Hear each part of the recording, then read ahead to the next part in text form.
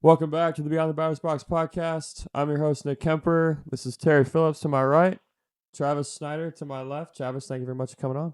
Thank you guys for having me. Awesome. Travis, well, to start, you were a first round pick, but obviously there's a lot of work that goes into being a first round pick. Talking about your childhood and what brought you up to the point that you were drafted.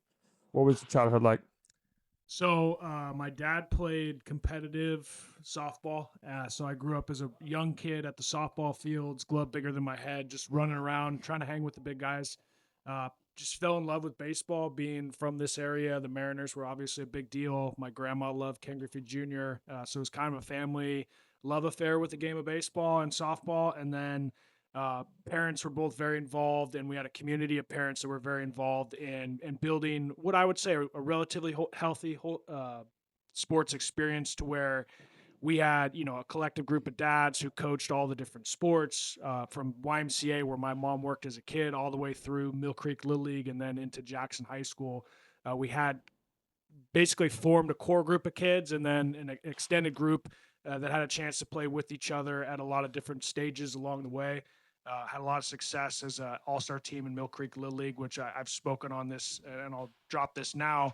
I experienced a panic attack when I was 11 years old at the Western Regional Tournament. So with all the success that I was achieving on the field, and we were collectively as a team, there was kind of this underlying pressure, right, that I experienced, and my body wasn't able to process at that time, and was able to suppress that thing down and move forward into the select baseball experience, which again had a lot of success.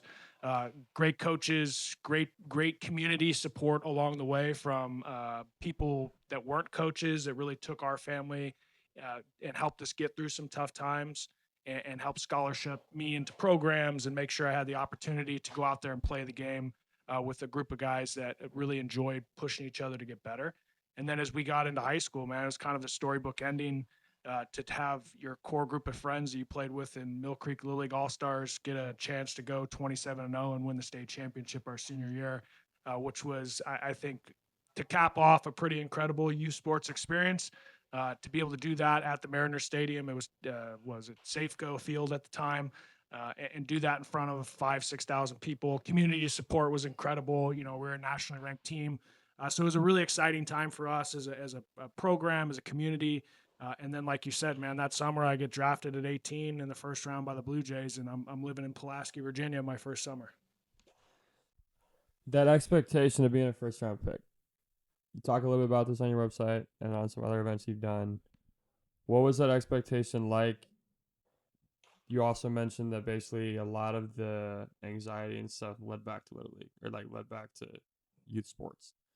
What was did the anxiety heighten right away, or was it something that you kind of, you know, first year in pro ball, it wasn't that bad, and then eventually it got worse? When did you kind of realize, like, oh shoot, like I'm really going through something right now? Yeah, I mean, it was kind of crazy. And what I understand now, child development phases are different along the way. And as kids, when we started to have a success at 9 and 10, 11 and 12, we're finishing out the developmental phase that is really built on two questions: what makes me safe and what makes me loved. And success in baseball became a source of that feeling of love and that self worth. And I had success in other sports too, right? So I kind of built this persona and reputation for being a good athlete and being known as the baseball player from a very young age. And I think that's something we as a culture really overlook now, with how much younger and how much more competitive, right, youth sports has gotten. We as parents and as coaches and as leaders of programs, we don't realize how these labels, right, whether it's the next great one, it's he can't do this, she can't do this, whatever label we put on kids, we internalize that as a part of our identity formation, especially in those younger years. So for me, I don't think my parents knew what to do, right, with the success that we were having. I don't think the coaches and the people within the programs had a playbook of how to navigate this whole child development experience that really gets lost in the idea of player development. So as I was going through this experience, I had the panic attacks at 11, suppressed that. I had a couple other experiences on the mound. I think pitching was the hardest thing for me mentally and emotionally. I think it's probably one of the hardest jobs out there aside from hitting a baseball, because the pressure's all on you, right? And I think that's where as I blew out my elbow and had surgery going into my sophomore year of high school, pitching was kind of an afterthought at that point. So I could just focus on hitting, which was safe. I always did well at the plate. Focus on things like, working out and getting better on defense, and really committed to that craft. And I think I took a lot of pride in being able to, as a high school kid, outwork guys on my team, guys in my community, guys in the country. I think that's ultimately what led to me being a first round pick. But I didn't realize, right, that those experiences from those younger years were kind of like poison pills that had been planted, that at some point when I reached the major league level, right, that level up experience where you're no longer the big fish in the small pond, and now you're kind of a boy amongst men, and you gotta crawl through some glass, and you gotta deal with some tough things and overcome that. And I just wasn't ready or prepared for that failure of being sent down. And I talk about that a lot. And I think this happens with kids in Little League. It happens in kids, in the select travel experience in your teenage years. It happens in high school. It happens in college. It happens in professional baseball. Like, we all hit a level up, and then all of a sudden our ceiling for potential comes slamming down. And I think that's something I didn't realize as I was going through my first couple of years of pro ball. I was having a lot of success, right? So it was just continuing to affirm this narrative that I'm this great baseball player, but really didn't understand what was going to happen to me and how I was going to react when I got sent down the first time. And that was something that, I've talked about this a lot. I battled for the last 14 years of my career. Was, who am I? What makes me valuable? What makes me safe when my batting average is $120 and they're getting ready to send me down to AAA? And that was as much mindset training as much as I understood that, the negative thought patterns, the way that we, can get out of those things. There's a lot of great mental skills out there, but there was deeper healing work and things that I had to kind of go back and revisit and make peace, and a deeper understanding of how those were impacting me as an adult, how they're impacting me, at the end of my career as a father, as a husband, as all the things that I wanted to be, outside of just being a baseball player. What are some things that you would recommend a player who's going through something similar to that right now? What would you recommend that he does to kind of get out of that funk? Yeah, I think depending on where you're at, right? I think first and foremost, and that's a big part of what we're doing now with 3A Athletics, is helping parents, coaches, and leaders of programs understand how this gets built up over time. And I think self-awareness, right, for the adults who are in this space, and for the kids, the quicker we can help normalize feelings and talking about feelings without creating victim mindsets, but really just how do we process these things in a healthy way, uh, allows kids, right, to be able to go into an environment such as select travel sports and develop a healthy relationship with failure. But when we focus on the rankings, and we focus on the rings, and we focus on the winning, which I did all that, right, in my career, you build up this idea that it's kind of win or bust, which I think there's a mentality, right, that we don't want to get away from in terms of how to be the ultimate competitor. But at the end of the day, if we don't develop that healthy relationship with failure and understand that failure really is nothing more than an opportunity to learn, right? Like, when I got sent down from the big leagues, if I could have reframed that as, dude, you're 21, go down to AAA, put in the work, you're going to get back here, right? You got here because you put in the work, trust the work. And I think a lot of times we as athletes don't trust the work. We rely on kind of the external feedback from other people instead of creating that introspective approach to your routine, to the information that you get from coaches, the information that you get from analytics. All that stuff can be great, but at the end of the day, each of us has to become our own best coach. And I think the way we do that is by creating a deeper sense of self-awareness and having adults around us that can model that behavior. And I think that's something, in the context of youth sports and even college and professional, right? I know, having played at the highest level and spent a lot of time around coaches at that level, they still are struggling with this idea of, like, how do we build a connection with a player to then be able to coach them? Because we all have these egos, right, that are really fragile, especially when people have told us how good we are our whole lives, and our whole identity is like, you're the first round pick, you're the best hitter in the state, or you're the best hitter in the country, you're a first round pick. All labels that are really a product of hard work. But when we start to internalize that as who I am versus what I do, I think that's that separation. I would encourage any athlete who's listening to this is like, who you are and what you do is two different things. And the more that those things become one, the harder it's going to be when you inevitably are told you can no longer play the game. And that's going to happen to everybody, right? Father Time is undefeated. But look at even the great ones who have really struggled with this transition, or the great ones who had all this success and sacrificed things in their own personal lives because this was more important to them than some of the other things. I think I started to realize later in my career, once I had 3 kids. I'm a father, I'm a husband. There's so many more things than just being really good at baseball. Do you think the monetization of youth sports and the year-round nature of baseball? I mean, there are 90 rankings now. Kids going to other countries to play. Do you feel like that plays a big part into kind of the added pressure at a young age? And then if that's the case, how do you get out of that? Because a lot of it is dictated by parents, right? Like, Yeah, it's amazing when we work with programs, and even being a part of larger body experiences like the American Baseball Coaches Association. You get a chance to talk with tournament providers. You get a chance to talk with large select travel organizations. You know, a lot of this is parent driven, right? And I think the big thing we're realizing as a company is, if you think of sports and youth sports in general as a triangle, and at the top you got players, right? So that's where the majority of money is going to be invested, is into player development, which that's great. That's what parents are paying for. We also have coach development. I know Based by Pros and a lot of programs out there invest heavily in coach development, right? So that the coaches are better for the players when they show up. But then we ask the people who run programs, who is the most important person in this whole experience? Who has the biggest impact of the kids on the kids' development on and off the field? Who is the one that pays for everything? Who is the one that sacrifices the weekends and becomes a literal chauffeur for their children through the youth sports experience? It's the parents, right? So that's where we feel like, as a company, we're trying to fill that need of, how do we honor the role of a parent? Because it's hard, right? As a dad of 3, I talk about being a great sports parent. Doesn't mean I'm perfect. Doesn't mean I don't yell at my kids. Doesn't mean I don't make these mistakes. But we have to be able to normalize the struggle, right, of being a parent. And then how do we provide the resources and education to parents so that we can start to shift that narrative that winning the 9U, whatever tournament, gold bracket, silver bracket, platinum, I don't even know, right? It doesn't really matter. At the end of the day, we have to be more mindful of where the kids are at developmentally.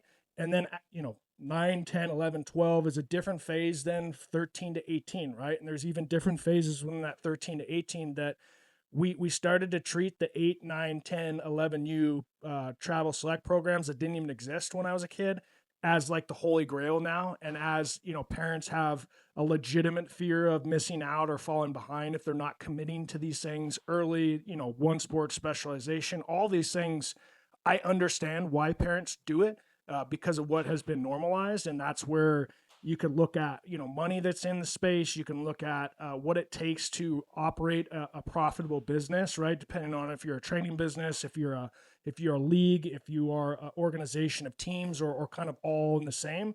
There's a lot of dynamics at play here that I think make it difficult for what's in the best interest of the kids' long-term development to be the priority at all times. And I think that's where it's a big mountain to climb, but we see our lane, pretty clearly, with being able to work with the leadership within programs and help them identify where some things aren't aligned and where we can start to shift the focus and the communication and the education for parents. Because again, at the end of the day, as a dad of 3 who's entering this space now, or has been in this space now with my kids, it's easy to see why parents think this is the path that you have to go. And I say all this to say, I'm not trying to demonize any particular organization. I've seen this evolution. I've been a part of this evolution, right? So it's something that the more we can get, Major League Baseball, the Players Union, some of the higher level entities in this space, and do the same for softball, and do the same for soccer, and the same for basketball. I mean, our lane as of right now, we're focused on baseball and softball, but this is across the board.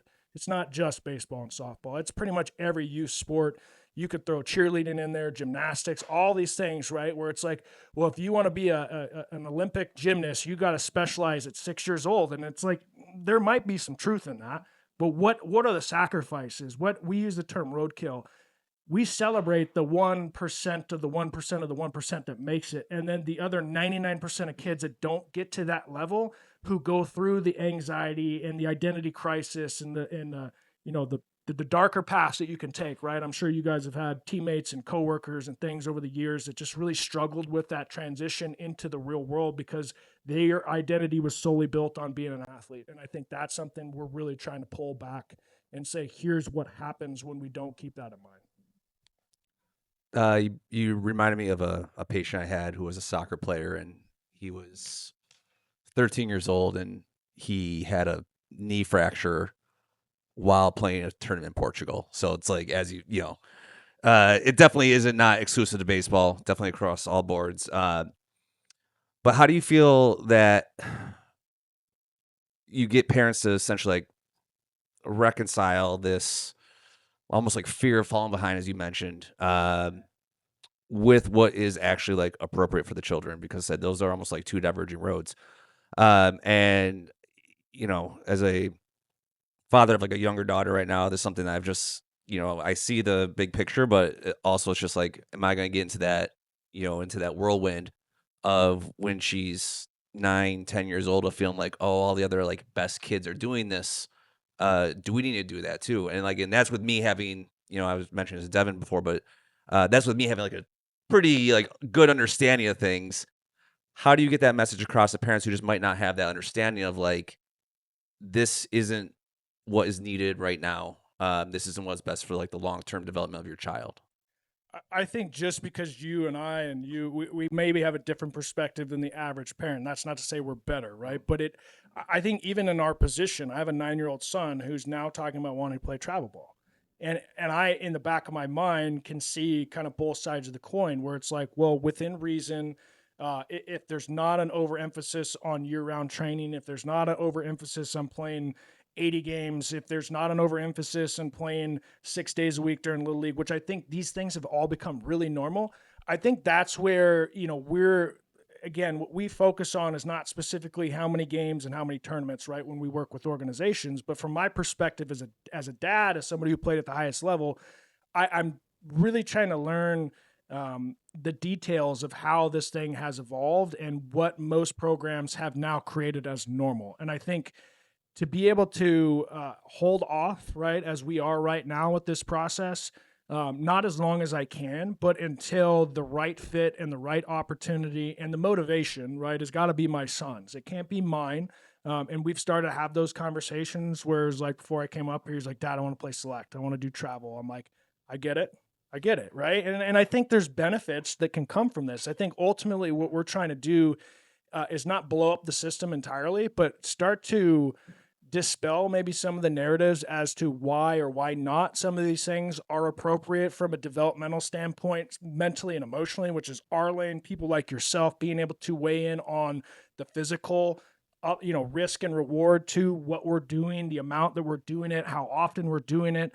So there's I think a lot of factors that come into what's the right way to do it at 9 years old.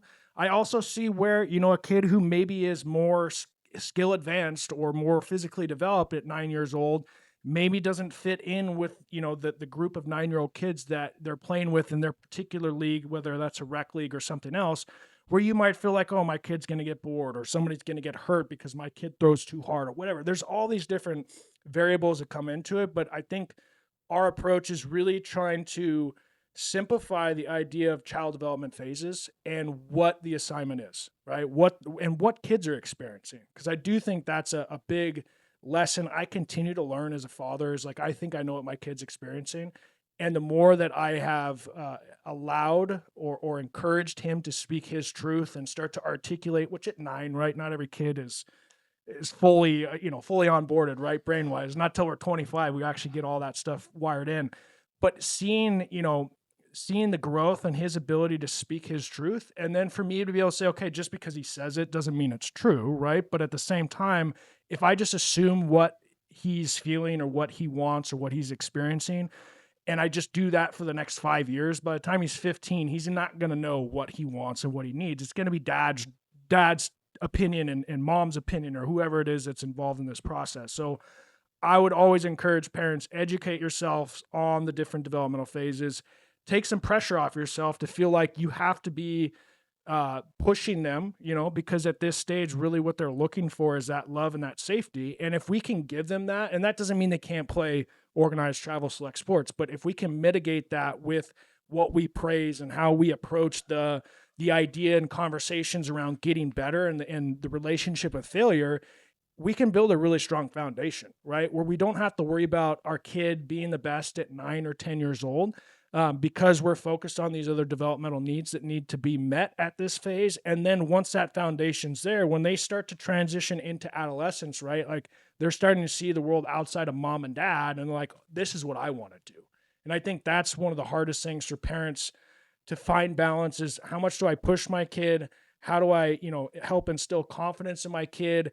And then how do I not live vicariously through my kid? Because I think we all do on some level as parents, and it gets really demonized in youth sports for good reason and for bad reason. But it's like all of us are living a little bit vicariously through our kids, but the more that we can take that step back, let them speak their truth, let them develop their own voice, understand what they're experiencing, have intentional conversations away from the sports experience. So if your daughter or your son is like, hey, I really want to do this. And it's like, okay, why do you want to do that? Well, I want to play with my friends, or I want to get better. I want to do whatever, right? One of the big things we get from parents is, well, if we don't do this now, they're not going to make their high school team. It's like, well, let's take a step back and ask yourself this question. If they don't make their high school baseball team, then what? Do they fall off the earth? Are they less of a child? Are they, what is it? Is it something that's reflected on you as a parent, right? So there's a lot of dynamics that go into this, but I think, again, understanding the developmental phases, taking some pressure off yourself to feel like your kid has to be on the premier select A team at 9 or 10 years old, and realizing that if we can give them till 13 or 14 to build that foundation of identity, then the ability to really grow and excel in skill development and in the physical development that takes place as you're going through puberty is going to give them a solid foundation to build on, versus kind of what mine was built on was just achievement. I was bigger, stronger than everybody. I did work harder than I'd say 99% of kids. At least I felt like I was. And that led to a lot of my success. But like I said, my relationship with failure was I didn't fail very much. And I never felt safe to fail on that scale. So when it did happen, I was not able to actually bounce back and grind through it at the level I could have had that foundation been a little bit more solid. Did you play multiple sports growing up? I did. I played, basketball, soccer at younger ages, and then basketball, football, baseball the whole time as well. I played football through high school, broke my fibula, tore my ligaments in this thing, so it was all messed up after my sophomore season of football. Played varsity as a freshman, right? So again, this whole identity of being the guy, right? I go to my freshman year of high school, I'm starting a middle linebacker and lead the team in tackles. So it was like first semester on campus, right? I'm kind of the first kid who's ever done this in school. So I'm a huge proponent, right, of multiple sports. But again, to talk about myself from an egoic standpoint, like I started to feel like I was that guy, right? And I think there's something to be said for confidence, but I also think my identity, right, had been so tied to being great at sports. Whereas in basketball, I wasn't very good. I was good enough athlete to play select through middle school. But once I got to high school, it's kind of like, I don't love the grind of the jump shot logs that I would lie on all the time. It wasn't like nobody had to tell me to go to the cage or go play catch or anything like that. My coaches are hounding me about my jump shot line. I'm like, bro, I don't care how many jump shots I shoot. Like, I'm here to play defense, get rebounds, and that's about it. But yeah, no, I'm a huge multi-sport, huge, let kids play, the sports as long as they can, because at the end of the day, most kids aren't going to be professionals. And, most professional athletes and most, high-level college athletes played multiple sports for a long time. They didn't specialize at 9 or 10 years old. Kids come through the gym here all the time, and I'm astounded at the amount of athletes that basically will just play baseball. And it's, I think we have 2 kids this entire winter that I talked to that either played football or basketball or one or the other. And like, looking at the numbers, it's obviously a very small percentage. Do you think there is an age where kids, I know you're a big proponent of not specializing, but like if kids were to specialize, do you think there's an optimal age or a better age for kids to do that at? I know a lot of kids now do it at 9 and 10. I don't think that's good either, but would like a 16-year-old, would that be fine? Would that be like better? What is the I don't think there's a one answer to that, right? I think it's case dependent. I think it's, first of all, what does a kid want to do? what are the kids' goals? Like, what is your goal for whatever sport that it is you're playing? If your goal is to play at a Division I university, does that mean you have to specialize in baseball by your sophomore or junior year? I don't believe you do, right? But it also depends on what has kind of been your career arc up until that point, and are you willing to go to a junior college or an alternative route? And let's be honest, the recruiting game has changed so much for college over the last 5 years; it's insane. So it's tough to give like a clear, here's what I would say you should and shouldn't do. But I do think it's worth asking yourself as a parent: does your child want it, or do you want it? And if your child wants it, then I would encourage you to have conversations with people who are not just trying to sell you a lesson package or a mindset training or a, whatever we're selling, right?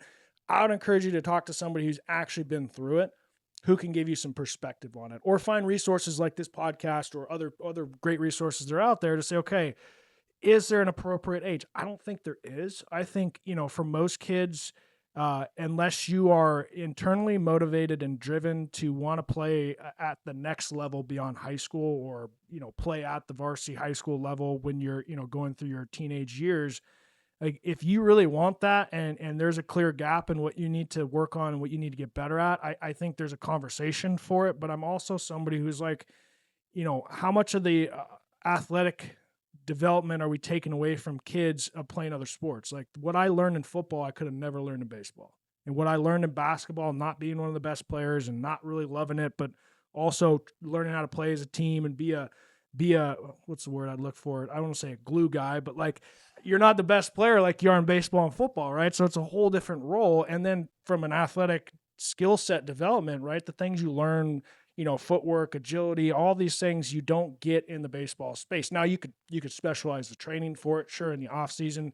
But again, I'm a huge advocate for being mindful that we're not training youth athletes like pro athletes, and how we can develop those skills through play versus work. Because the quicker it turns into work, right, versus play, that's when kids start to shut down and say, this is not fun anymore. And I think ultimately, if you want to play at the next level of anything, you got to love the grind. And that was something I was lucky to have. Great coaches, great parents, in the sense that they, my dad would come home from work. He'd go to work every day early and come back early. And I'm dragging him outside to hit me 100 fly balls and divers and all the things. Like I never had my dad tell me, hey, dude, we're going to go to the field and do this, this, and this. At least not to my recollection. I know that I was driving that bus, where I think a lot of parents feel like they have to become coach and they have to manufacture that kind of love for the grind, when it really should be developed through the child. And yeah, we can be there to support it and put logs on the fire, so to speak. But we also got to recognize, like, it's not very often that an 8 or 9-year-old has that kind of like obsession with something that's healthy. And that's where even, the great athletes at 8 and 9 years old, they get labeled as he just loves the game. And it's like, well, maybe he does, but maybe he does too. maybe he loves the love that he receives from the 4-for-4 and the 2 homers, or maybe he loves the love that, I hit. My grandpa used to do this thing, and, rest his soul, man. He used to scream out 5-0 before the pitch, and if I hit a home run, he'd give me $50, right? It's pretty cool. Like, you're getting paid to play Little League baseball. Is that the healthiest thing? Probably not. All right. But in that sense, right, we have to be aware of what love for the game really means. And is that built on a healthy attachment to the game? Because the game won't love you back, right? And I think that's the reality that we all face at some point. Yes, we put in the work, we can love the grind, but the game doesn't care. And I think that's one of the things later in my career I started to really understand, as you play at the highest level, and nobody's going to want to hear me complain about flying on a private jet and doing all the things you get to do in the major leagues. And then you go down to AAA and you got to ride the bus. You got to get up at 3:00 after a night game and get on the connecting flight from Austin to Dallas, and then fly into Colorado Springs, and hour-and-a-half bus trip, and then nap in the hotel and show up to the field and be the same warrior you were, when you got it at the highest level. And I think those are those things that at every level of youth sports and into pro sports, the more we can help kids understand, like, control what you can control. And if you love something, you want to work at it, that's what's going to get you to the next level. It's not, not one thing in particular. You mentioned the money part with your grandpa. Different magnitude at scale, obviously, but now with the transfer portal and NIL and the TV contracts and the mega conferences, how much does that play a part in the added pressure of kids, both at a young age, then also when they get to 17, 18, and they're picking a school, and there's a lot of money involved. Uh, not as much in football, or not as much as what is in baseball or basketball and football, but the top players are still getting paid a lot of money. How much does that kind of like alter decisions both on development and then also like where kids go to school at? Yeah, for me, the idea when I got drafted or was going to take my scholarship, right, I signed a letter of intent to Arizona State. And at the time, it had to be life changing money, right? And you couldn't get that going to college. I'm sure there was some under the table stuff that took place back in those days.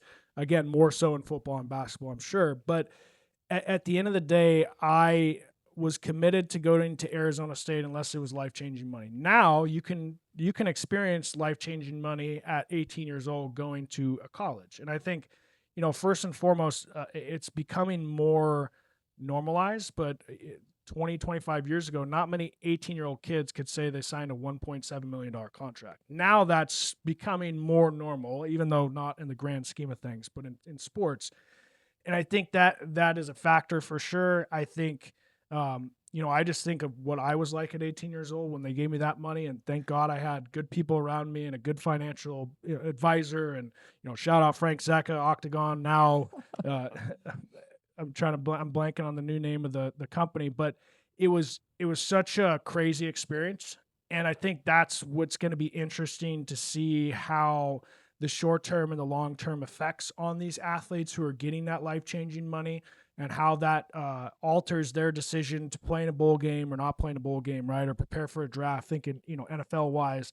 I think for baseball, it's probably less of a factor, right? But I do think it's changed the game in so many ways.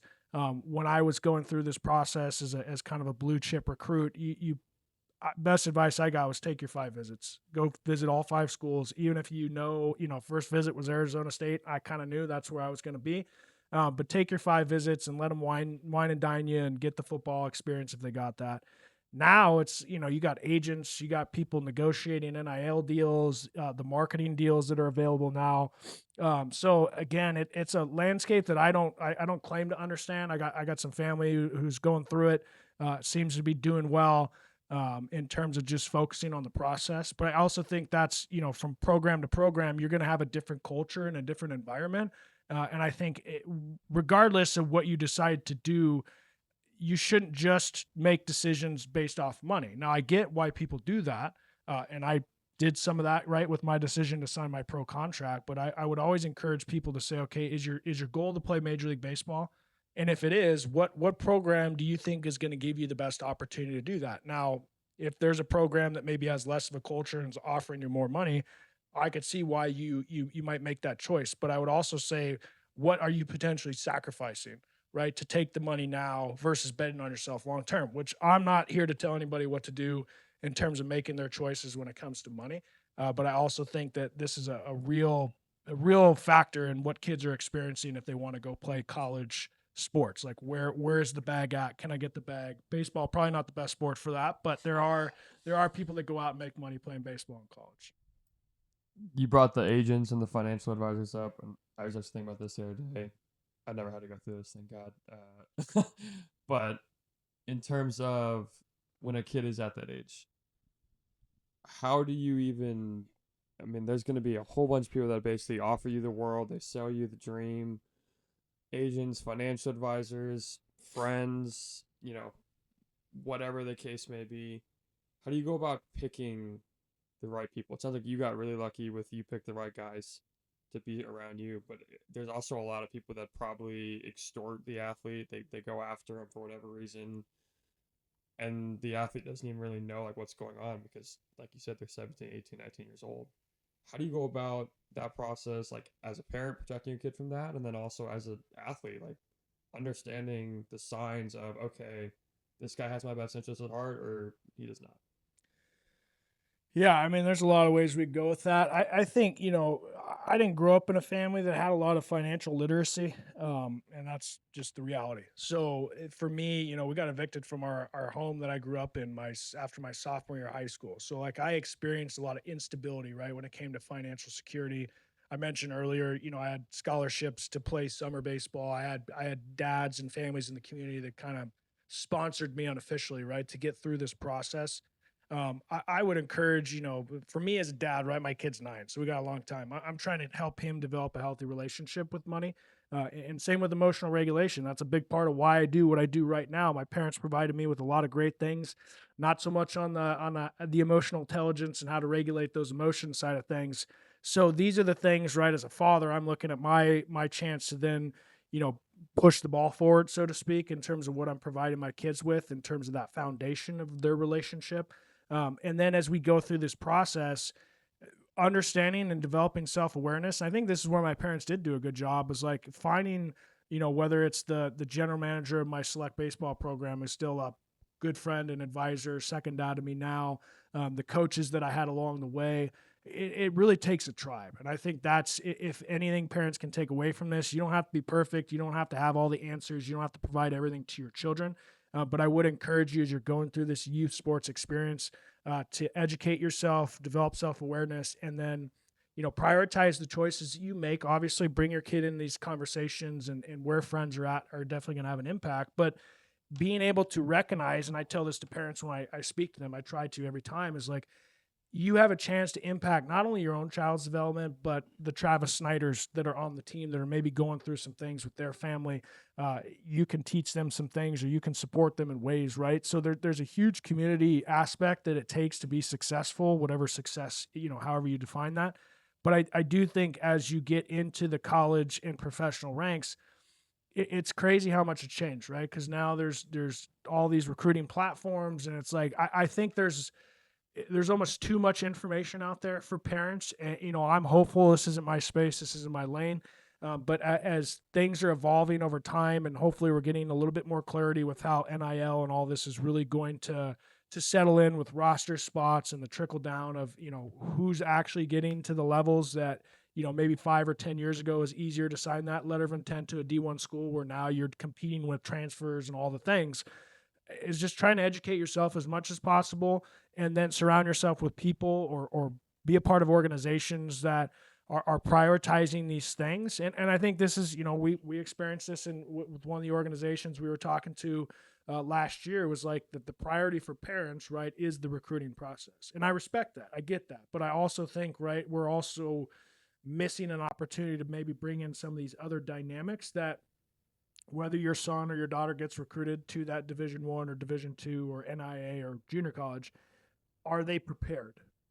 Are you preparing them to become adults, right? We can't treat a 14-year-old like an adult, but are we really starting to, focus on the life lessons and the needs that those kids have in that developmental phase, so that when they go off to college, or when they go off to pro ball, if that's the path that they take, that they're actually prepared to deal with what the world's going to give them, instead of, we've just kind of insulated them and coddled them through this whole experience, made all the choices, prepared everything for them, never taught them like the real world things. I think that's where, through my parents' struggle, there was a lot of things that they did teach me, right, about how to live on my own and how to survive on my own in the world, as I got out there as a professional at 18 years old. What is I know you talked about partnering with ABCA and the MLB and the Players Union. There's a lot more organizations out there than just that. How, or what's the solution, or the steps to take to get to that solution with other organizations? I'm not going to name any, but I think you know who I'm talking about, that are basically monetizing the crap out of youth sports, tournaments in January. What is the solution? Because a lot of that's parent driven. How do you kind of like, I don't want to say get in those parents' heads because that sounds weird, but kind of like put yourself in a position where you can educate the parents of like, hey, it's a 13U tournament in January. You don't need to do this. There's a lot more important games down the line in 4 or 5 years.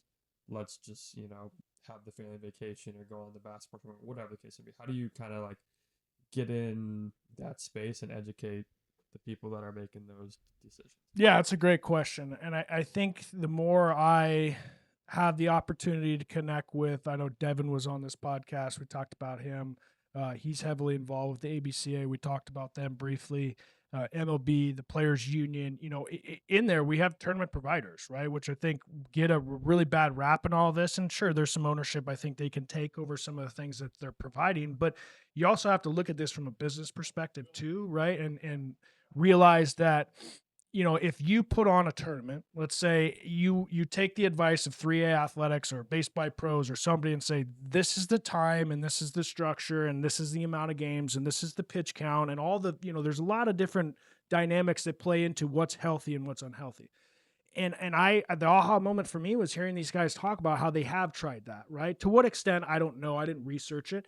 But when you provide a different kind of tournament experience than what has been normalized, and to your point earlier, what parents want or think they need, right? And then you roll out this new product essentially from a business standpoint, and nobody wants to sign up for it, or nobody wants to show up to the consolation games, right? Or whatever. So it's not as easy as snapping our fingers and saying we should never have a tournament in January and we should never play 6 games. We can debate as to when it is appropriate. And I think those are healthy discussions that if all of us who have an opinion on this can put our egos aside and just say, let's actually talk and hear everybody's voice and everybody's perspective, that's going to be far more productive than just trying to demonize a tournament provider or a select program or whatever else, because there are a series of decisions, right, that have led to this point as to why things are the way they are. And it's not every tournament director, it's not every select director, it's not every training program that has decided this is how it's going to be. This is a massive movement that's taken place over the last 20, 25 years. And there was even stuff that we were doing when I was a kid, right, where we'd play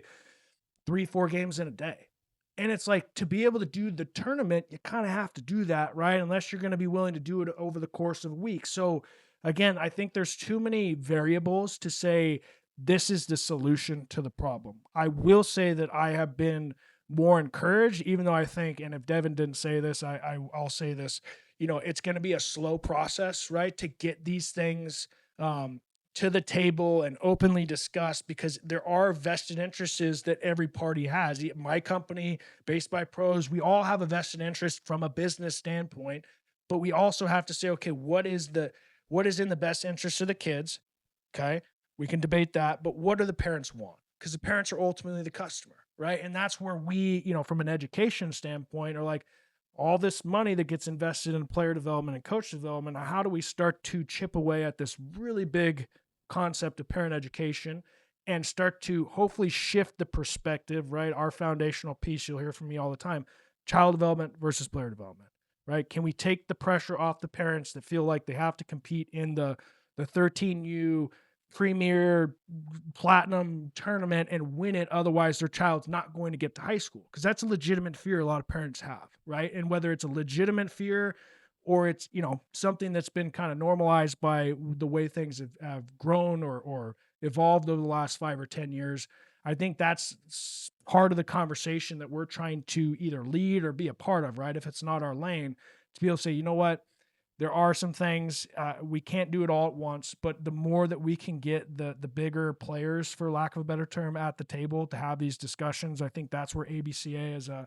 as a unit has been really cool for me to get to learn. And Devin was a huge part of getting me connected with that, because it's like, yeah, I can come in here with all these ideas of how it should be, right? But then there's the reality of the situation and the amount of conversations that need to be had, and then the leadership, right? For somebody to step up and to be able to guide that. And I commend those guys that have been in that space. And I've seen real collaboration take place between organizations that I think get a bad rap, that actually have good people in it, that are trying to figure out, well, if we can change this and nobody's going to show up, then what does that do, right? To the short term and the long term.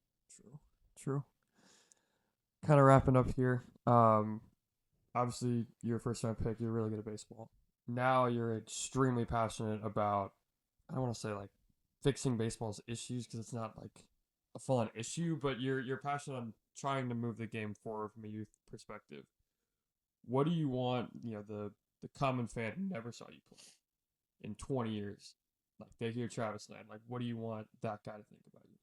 I want my legacy to be more about what I did after my career. And I think that's where, from an ego standpoint, at 21 years old, I'm in the major leagues, right? It's me and Clayton Kershaw. And, Clayton just retired and it's going to be a first ballot Hall of Famer. My ego, I'm a first ballot Hall of Famer. I'm going to hit 400 or 500 career home runs. I'm going to make 10 all-star teams. And I think there were some scouts you probably could have convinced that could have been, one of the possible outcomes. Had I achieved those things, I never would have had to face the music, right? I never would have had to look myself in the mirror, my wife, and be like, I'm 35 years old. We just had our third child. I think I was 32 or 33, whatever. Whenever I retired, we had our third child in a different state in the aftermath of COVID, and we're down in this place, and I'm playing once a week, and I'm trying to get back to the major leagues to validate this idea that I can still do all these things. For me, being able to have an impact, right? Because we, as a company, we don't want to just be another box you check. I think that's started to become something in youth sports, like the parent contract. We just check the box, and now we're just parentifying parents instead of, first of all, saying, hey, dude, this is actually really hard to be a parent.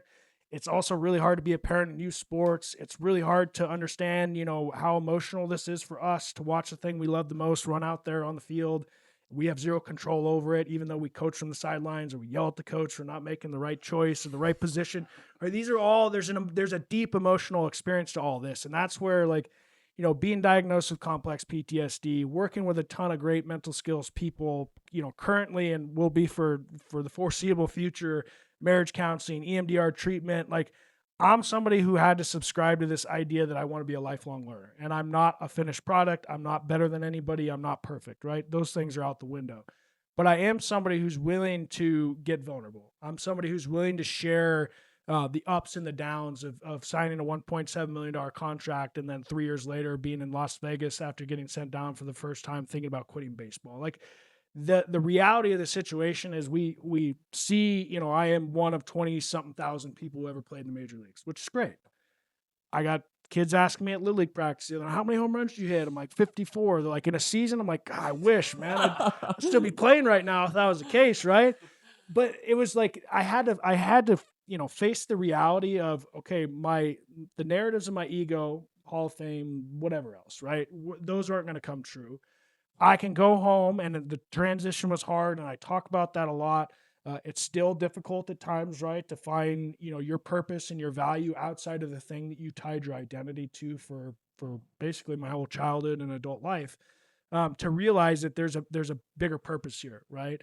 And we won't go too far down the spiritual space, but it's also like, what is the plan? What's the greater plan God has for me? What's the greater plan that Spirit has for me? What is my purpose in this world? Was it to just go make $100 million and be able to retire and fly around on a private jet? Does that sound nice? Absolutely. But would that have provided me, or would that have forced me to have to start to have some of the harder conversations and start to look in the mirror and do some deeper self work, we'll call it, therapy and all the things that I've been going through to really start to pull back some of these layers as to what type of example do I want to be for my kids. I'm by no means a perfect one, but it does give me a lot of pride when my son looks at me and he says, you started this company because of me, right? And I'm like, yeah, kind of. I mean, it's a little bit about me too, but I started to recognize, right? I'm yelling at, it's a good story I'll kind of finish with.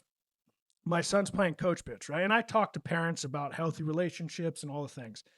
And my son's having a tough time, sportsmanship at 6 years old, playing coach pitch baseball. That's typical 6-year-old behavior. Handle it perfectly, right? As a dad, coach in the moment, hey man, multiple warnings, calmly sit him down to end the game.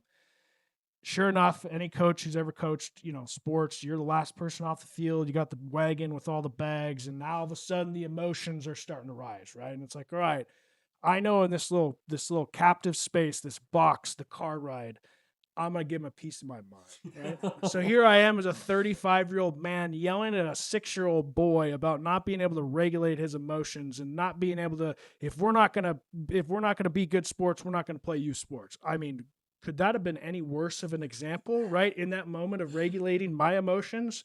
So I think, as much as what I'm doing is for my kids, it's also for me. It's for my community. It's for all my friends, all my family that have gone through this youth sports experience on their own or now going through it with their kids, to be able to say, hey, we got to normalize how hard this is.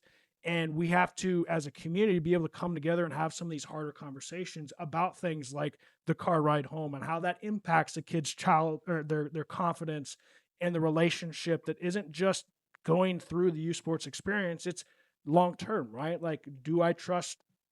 Eventually, do my kids trust me with their kids based off the experiences that they had? Do they want to come spend Christmas and Thanksgiving and whatever other holidays here because they realized dad wasn't perfect, but at least he set the example and he was willing to show, like, we're going to make mistakes and we can take ownership and repair, but we're also going to subscribe to this idea that we can continue to get better, whatever it is we're doing.